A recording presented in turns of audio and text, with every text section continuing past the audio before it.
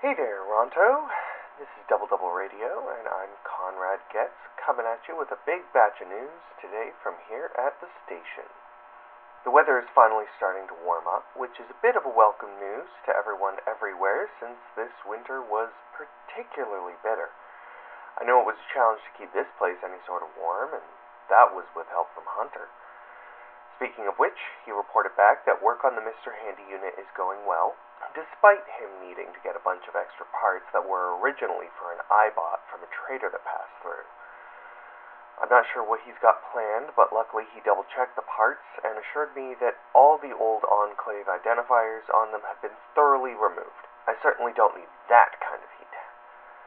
In any case, Hunter says that this new robotic helper should be up and running in the next couple weeks, which is great for me since I've been getting a bit bored keeping myself company here. I can hear you out there wondering, oh, a charming young vaultie like myself? Why would I be lonely here at the station?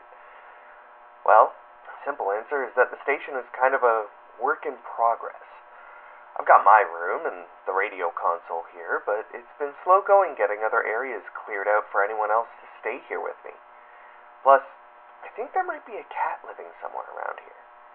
Like, an honest-to-goodness cat.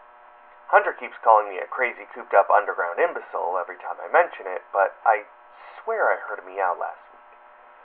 It's been years since I saw a cat. I think I might have been wandering the Commonwealth. Might be nice to have a little pet if it's real. Anyways, enough of my weird ramblings about potentially fictional creatures lurking into my radio station, and on to the news. Like I said earlier, the weather is starting to finally warm up, which is great news for the crop farmers along the River Valley Ravine. I know they spent the winter getting some new filters and cells for the purification units, so getting those crops watered should be a breeze. They'll be planting some seeds in the coming weeks, with the first batch of crops expected to just before the summer hits, meaning some fresh food to trade at some of the trading posts around town. I'm still curious how they get the seeds myself. I know they're probably mostly bought from trade caravans and stuff, but, where did they get them? Last I heard, those sorts of things are worth more than a few caps when they're good ones. I also got word that a bounty is out on the head of a killer that left a body near the old Ronto sign. You know, the one near City Hall? I heard reports that some unfortunate soul was left there, half turned to ash from some sort of laser weapon blast. The CPF has put out the bounty and are looking for any information that leads to the capture of this killer. If you ask me, when I first heard this, I didn't think it was that serious. I mean, there's every chance it was just some chem fiend that didn't bring enough caps or a robbery gone wrong or something like that. But apparently, this is the third body found in a similar state in the same area. This one was specifically under the N of the sign, and the first two were found around the R and O respectively, which has led folks to assume that this is a pattern or a message of some kind. No formal word from the mayor's office as of yet, but I'm sure their lips are sealed right now anyways, what with the ongoing stalemate between the Brotherhood and the CPF.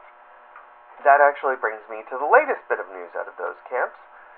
You recall how there had been that spat over at Dunn Square, and it resulted in a slight collapse of the TTC entrance.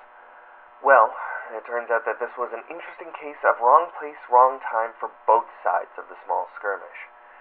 I managed to chat with a few of the witnesses to the scene last time I was at Eaton Central, and from what I've gathered, neither side started the fight, but they both mistook the other for doing so. Witnesses claim that there was a mysterious third party hidden just inside that tunnel entrance that's now sealed that fired the first shot when they saw some of the CPF and Brotherhood getting heated. This mysterious stranger, or strangers, took it upon themselves to fire some warning shots, igniting the tensions that resulted in the entrance collapse. Or maybe it was a distraction to cover another reason for the collapse. Who's to say? At the end of the day, I'm just as curious as anyone else to find out why someone would want an entrance to those tunnels sealed off, especially with all the talk of what's down there. I've also heard reports of some antler beasts being spotted a bit farther north, up near the top end of the River Valley Ravine, as well as at least one report of one being seen near Pitts Park. So be on the lookout there, since those can be scary to come across on the best of days. I don't know why anyone would be wandering in as far as Pitts Park, though. Near the RVR, that makes sense, but there's still loads of trees around there for them to chew on and hide in, even in the slightly scorched spots.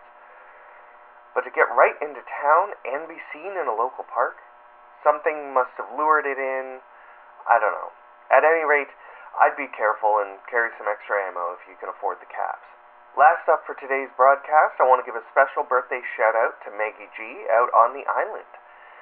I got some calls over my radios that you've got your 203rd birthday coming up, which is impressive.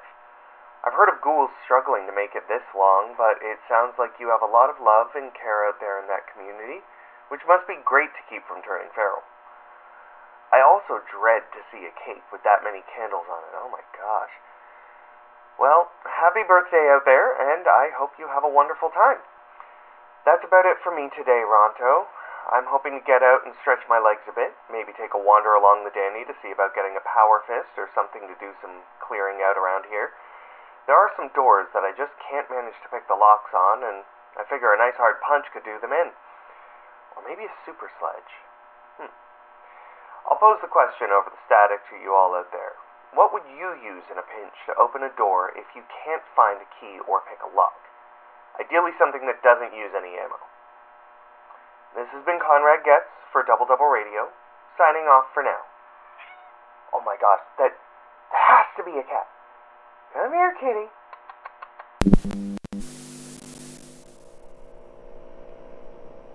Double Double Radio, A Fallout Story, is a Voice in the Static production, written, starring, and produced by Edward Grimgrinner Hutchinson. You can find Double Double Radio on Instagram, Facebook, and other social media sites, and there's a merch store through Etsy. Links are in the episode description. Double Double Radio is also made possible with the love and support of listeners and Wastelanders like you.